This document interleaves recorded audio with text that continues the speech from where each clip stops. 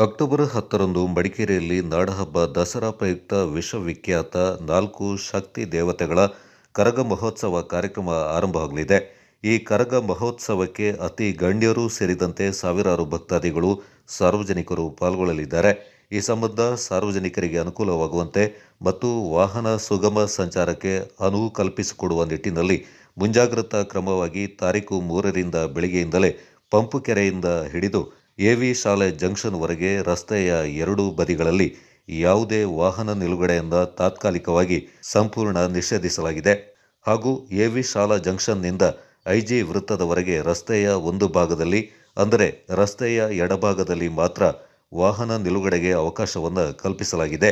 ನಂತರದಲ್ಲಿ ಐಜಿ ವೃತ್ತದಿಂದ ಕಾಲೇಜು ರಸ್ತೆ ಮಾರ್ಗವಾಗಿ ರಾಮಮಂದಿರ ದೇವಾಲಯದವರೆಗೆ ಸಂಜೆ 6 ಗಂಟೆ ಬಳಿಕ ರಸ್ತೆಯ ಎರಡೂ ಭಾಗಗಳಲ್ಲಿ ವಾಹನ ನಿಲುಗಡೆಯಿಂದ ಸಂಪೂರ್ಣವಾಗಿ ನಿಷೇಧ ಮಾಡಲಾಗಿದೆ.